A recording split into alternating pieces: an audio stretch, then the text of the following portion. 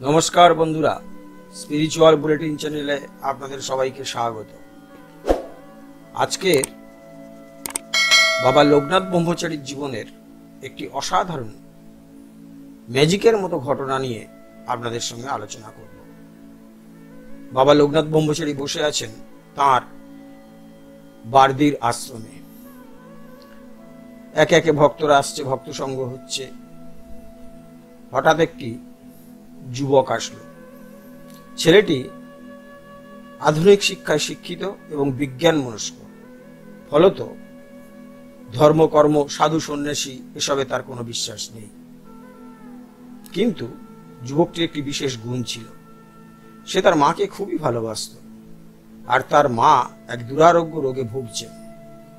তাই তার মায়ের অনুরোধে অনিচ্ছা সত্ত্বেও বারদিতে সে লোকনাথ বাবার কাছে এসেছে মার রোগ মুক্তির জন্য। কিন্তু যেহেতু সে আধুনিক শিক্ষায় শিক্ষিত এবং বিজ্ঞান মনস্ক একজন ছেলে, তাই আশ্রমে এসে বাবাকে প্রণাম না করেই একধারে চুপ করে সে দাঁড়িয়ে থাকলো। প্রণাম করবে কি করে? প্রণাম করার ব্যাপারটা তো তার শাস্ত্রে নেই।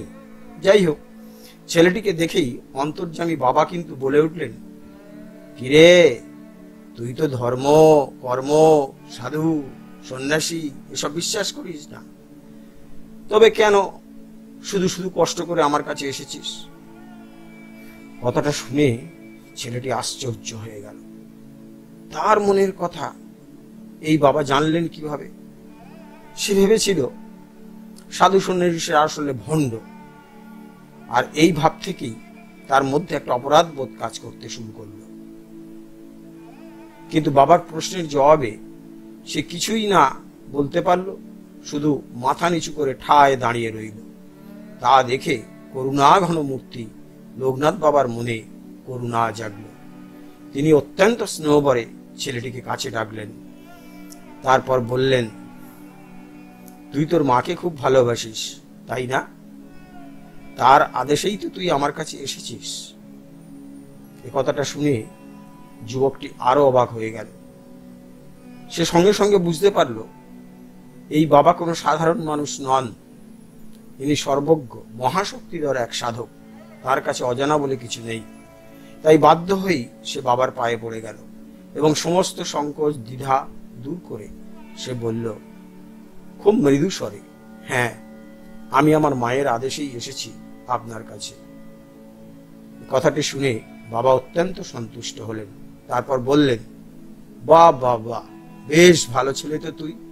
ইচ্ছায় হোক আর অনিচ্ছায় হোক, যে সন্তান তার মায়ের আদর্শ পালন করে, ভগবান তাকে সবসময় দয়া করে, মঙ্গল করে। যুবকটি কোনো কথা বলল না। বাবা আবার বললেন, তোর মা আমাকে বিশ্বাস করে মনে মনে, তাই আমার কাছে যে প্রার্থনা সে করেছিল সে প্রার্থনা বিফল হয়নি। তুই সরকারি চাকরির জন্য পরীক্ষা দিয়েছিলিস, তাই না? তুই কি জানিস সেই পরীক্ষায় তুই উত্তীর্ণ হয়েছিস? দেখ দেখি তোর পকেট খুলে একটা চিঠি এসেছে, সেটা খুলে দেখ, ওতে তোর চাকরির খবর আছে। বাবার এই কথা শুনে যুবকটি তাড়াতাড়ি পকেট থেকে চিঠি বার করে দেখল, সত্যিই সত্যি তার চাকরি পাওয়ার খবর এসেছে, অ্যাপয়েন্টমেন্ট লেটার। এই ঘটনায় হতবাক যুবকটির ভেতরে তোলপাড় শুরু হলো। এক নিবিড় ঘন ভক্তিতে সে বাবার চরণে লুটিয়ে পড়ল। চোখ ফেটে জল বেরিয়ে আসছে। সে বাবার কাছে ক্ষমা প্রার্থনা করল। বহুদিনের ভুল ধারণাও তার কেটে গেল যে সব সাধু সন্ন্যাসী মানেই ভণ্ড সাধু সন্ন্যাসী নয়। বাবা তার মনের ব্যথা বুঝতে পারল।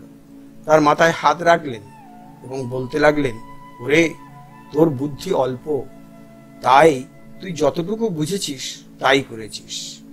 ওতে তোর কোনো দোষ নেই রে, তোর কোনো দোষ নেই। বাবা আরও বললেন, তোর সাথে আমার আর দেখা হবে না এই জীবনে।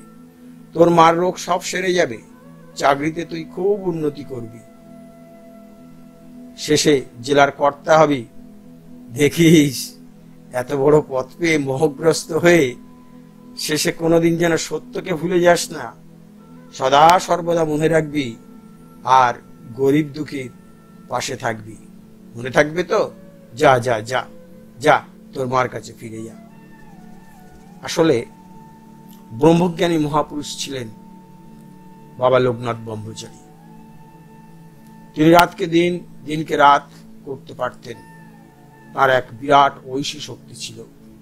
তাই তিনি সমগ্র বিশ্ববাসীকে অত্যন্ত স্নেহ ভরে কাছে ডেকে বলেছিলেন, রণে বনে জঙ্গলে যে যখন বিপদে পড়বি আমাকে স্মরণ করিস, আমি তোদের রক্ষা করব।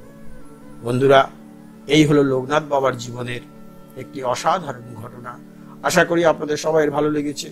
আর যদি ভালো লাগে তাহলে নিশ্চয়ই প্রতিবারের মতোই সাবস্ক্রাইব করবেন, বেল আইকনে ক্লিক করবেন আর শেয়ার, লাইক ও কমেন্ট করবেন। নমস্কার, ধন্যবাদ।